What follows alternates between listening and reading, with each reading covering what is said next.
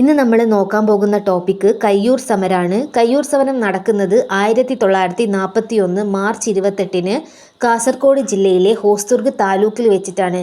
അപ്പം ഈ ഒരു സമരം നടക്കാനുള്ള കാരണം നോക്കുകയാണെങ്കിൽ നമ്മുടെ കാസർഗോഡ് ജില്ലയിലുള്ള കർഷക തൊഴിലാളികളായിട്ടുള്ള പ്രാദേശിക കമ്മ്യൂണിസ്റ്റുകാരാണ് ഈ ഒരു സമരം നടത്തുന്നത്. എന്തിനെതിരെയാണെന്ന് വെച്ചിട്ടുണ്ടെങ്കിൽ ബ്രിട്ടീഷ് ഭരണത്തിൻ്റെ മർദ്ദന നയത്തിനെതിരെ നടത്തിയിട്ടുള്ള ഒരു മുന്നേറ്റമാണിത്. ഈ ഒരു കയ്യൂർ സമരത്തിൽ വധിക്കപ്പെട്ട പോലീസ് ഉദ്യോഗസ്ഥനാണ് സുബ്ബരയ്യൻ. അപ്പം അതിനുശേഷം എന്താണ് ഇതിലെ നേതാക്കളെ ശിക്ഷിക്കപ്പെടുന്നുണ്ട്. അതിൽ അപ്പു, കുഞ്ഞമ്പു നായർ, ചീരു കണ്ടൻ, അബൂബക്കർ ഇവരെയൊക്കെ 1943 മാർച്ച് 29 തൂക്കിലേറ്റാണ് ഉണ്ടായത്. ഇതിൽ നമ്മൾ നോക്കുകയാണെങ്കിൽ ചുരിക്കാടൻ കൃഷ്ണൻ നായരെ നോക്കുകയാണെങ്കിൽ അദ്ദേഹത്തിന് ഈ ഒരു സമരം നടക്കുന്ന സമയത്ത് എന്താണ് പ്രായപൂർത്തിയായിട്ടില്ല. അപ്പം അതുകൊണ്ട് തന്നെ അദ്ദേഹത്തിനെ തൂക്കിലേറ്റുന്നതിൽ നിന്ന് മാറ്റിയിട്ട് ദുർഗുണ പരിഹാര പാഠശാലയിലേക്ക് മാറ്റുകയാണ് ചെയ്യുന്നത്. ഇനി ഈ ഒരു കയ്യൂർ സമരവുമായി ബന്ധപ്പെട്ടിട്ട് അതിൻ്റെ അടുത്തുള്ള നദി പഠിക്കുന്നുണ്ട്.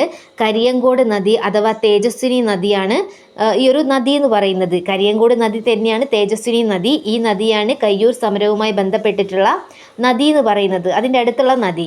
ഈ ഒരു തേജസ്വിനി നദി എന്ന് പേര് നൽകിയത് കന്നഡ റൈറ്ററായിട്ടുള്ള നിരഞ്ജനയാണ് ഈ ഒരു കരിയങ്കാട് നദിയെ തേജസ്വിനി നദി എന്ന് വിശേഷിപ്പിക്കുന്നത്.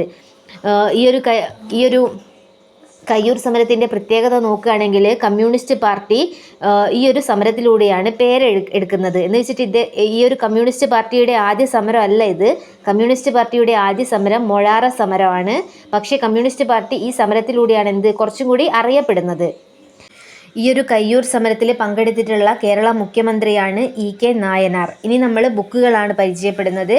കയ്യൂർ സമരവുമായി ബന്ധപ്പെട്ടിട്ട് രചിക്കപ്പെട്ടിട്ടുള്ള ബുക്കുകളാണ്. ഒന്നാമത്തത് ചിരസ്മരണ, അത് എഴുതിയത് നിരഞ്ജനയാണ്.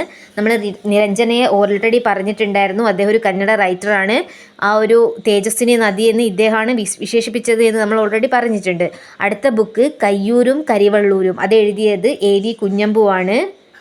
അടുത്തത് കയ്യൂർ സമരചരിത്രം, അത് എഴുതിയിട്ടുള്ളത് VV കുഞ്ഞമ്പുവാണ്. അപ്പം നമ്മളോട് അങ്ങോട്ടും ഇങ്ങോട്ടും മാറിപ്പോവരുത്. കയ്യൂരും കരിവള്ളൂരും എന്ന് എഴുതിയിട്ടുള്ളത് AV കുഞ്ഞമ്പുവും, അതുപോലെ തന്നെ കയ്യൂരും സമരചരിത്രവും എന്ന് എഴുതിയിട്ടുള്ളത് VV കുഞ്ഞമ്പുവാണ്. ഇനീഷ്യൽ വ്യത്യാസമുണ്ട്. അടുത്തതായിട്ട് ഇതുമായിട്ട് ബന്ധപ്പെട്ടിട്ടുള്ള ഫിലിമാണ് മീനമാസത്തിലെ സൂര്യൻ, അത് സംവിധാനം ചെയ്തിരിക്കുന്നത് ലെനിൻ രാജേന്ദ്രനാണ്. ഇത്രയാണ് നമ്മൾ കയ്യൂർ സമരത്തിൽ പഠിക്കുന്നത്.